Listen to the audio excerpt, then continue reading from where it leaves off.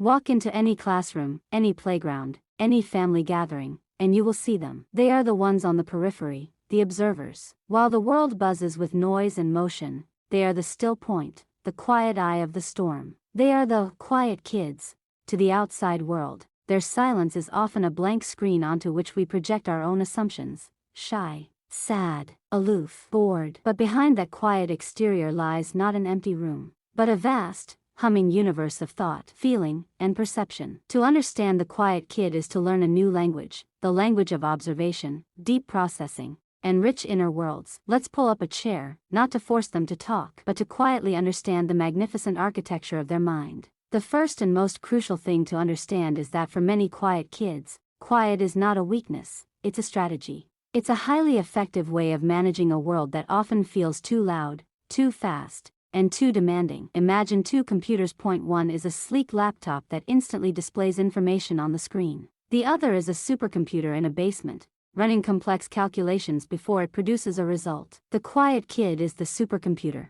They are not slow, they are thorough. When asked a question, they don't just grab the first easy answer. They consider it from all angles. They cross-reference it with their vast internal database of knowledge and past experiences. They weigh the words they might use. By the time they have formulated a perfect response, the conversation has often moved on. So, they stay quiet, not because they have nothing to say, but because their process for saying it is more complex and deliberate. For many quiet kids, the physical world is intensely vivid. The buzz of the fluorescent lights isn't just background noise, it's a distracting, high-pitched whine. The scratchy tag on the back of a shirt isn't a minor annoyance, it's a constant, sandpaper-like irritation. The chaotic din of the cafeteria isn't exciting, it's a sensory avalanche. Their quietness is a way of building a wall against this sensory overload. For many quiet kids, the physical world is intensely vivid. The buzz of the fluorescent lights isn't just background noise, it's a distracting, high-pitched whine. The scratchy tag on the back of a shirt isn't a minor annoyance, it's a constant, sandpaper-like irritation. The chaotic din of the cafeteria isn't exciting, it's a sensory avalanche. Their quietness is a way of building a wall against this sensory overload. Without the constant need to engage externally, the internal landscape flourishes. A quiet kid staring out a window might not be bored. They might be piloting a starship through an asteroid field, designing a castle down to the last brick, or replaying a favorite story in their head with new, elaborate twists. Their imagination is their playground, their laboratory, and their sanctuary. It is a world they have complete control over, which is a powerful comfort when the external world feels chaotic. While everyone else is talking, the quiet kid is watching. They are the natural historians of human behavior. They notice the subtle flicker of disappointment on a friend's face when they aren't chosen for a team. They see the teacher's slight smile when a particular student gives a good answer. They know who is kind, who is secretly insecure, and who is a genuine leader. This makes them incredibly empathetic and perceptive. They often understand the social dynamics of a room better than anyone in it. They just don't feel the need to comment on it publicly. When they do speak, their observations can be startlingly insightful, because they are based on hours of careful, silent study.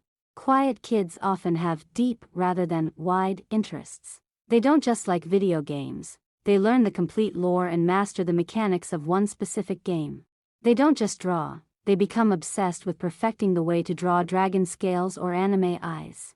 This intense focus is a source of immense pride and identity. Their knowledge of their passion is their secret power, a domain where they are the undisputed expert. Quiet kids are not antisocial, they are selectively social. They crave deep, meaningful connection, but they find small talk exhausting and superficial. They would rather have one or two friends who truly get them than a dozen acquaintances. Their friendships are not based on convenience or loudness, but on shared interests, mutual respect, and a sense of emotional safety. With their true friends, they can be chatterboxes, comedians, and confidants. There is often a deep-seated anxiety that their rich inner world will not translate. They think, if I share this complex thought about the history of samurai swords, will they just stare at me? Or, the words in my head are so perfect, but when I say them out loud, they sound clumsy and wrong. This fear of being misunderstood or dismissed can be a powerful deterrent to speaking up. Their silence is a protective shell against the pain of a failed connection. This rich inner life is not without its challenges. The constant observation can lead to overthinking and anxiety. The pressure to come out of their shell from well-meaning adults can feel like an attack on their very identity.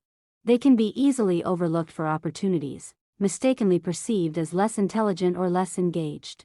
And yes, sometimes the quiet does stem from sadness, anxiety, or trauma.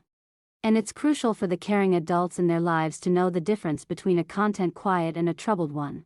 How to connect with the quiet universe. So, how do you bridge the gap? How do you show a quiet kid that you see and value the universe within? Share the silence. Don't rush to fill every quiet moment. Sitting with them in comfortable silence is a profound form of respect. It says, "Your quiet is okay with me." Ask open, specific questions.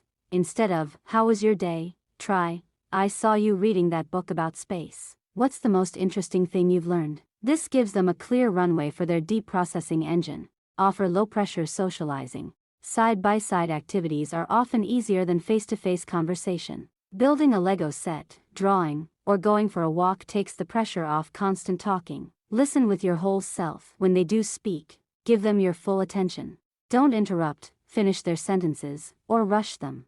Let them complete their thought. Your patient listening is the greatest invitation you can offer. Never, ever say, "Why are you so quiet?" This question frames their quietness as a problem to be solved. It puts them on the spot and tells them that their natural state is wrong. In a world that often rewards the loudest voice in the room, we forget that depth, creativity, and wisdom are often born in silence. The quiet kid is not a problem to be fixed. They are a reminder of a different way to be human. They are the future writers, artists, engineers, scientists, and thinkers. They are the ones who see what others miss, who feel deeply, and who, when they finally choose to speak, often have something truly important to say. Their quiet is not an absence. It is a presence. It is the sound of a mind at work, a heart feeling deeply, and a unique soul navigating the world in the way that makes the most sense to them. Our job is not to break their silence, but to honor it, and to create a space safe enough that they might, when they are ready, choose to share a little piece of their universe with us. Often confused with the quiet kid is the loner. Where the quiet kid's silence is often a strategy for navigating a social world, the loner's solitude is a declaration of values. It is not a reaction, but a choice. The loner has built a world that is structurally sound on its own. They are the architect, builder, and sole resident of their inner citadel. While others draw energy from the crowd, extroversion, the loner generates their own power source. Social interaction for them is not a necessity, but a choice, one that often comes with a high energy tax. After socializing, they don't feel happy, they feel drained.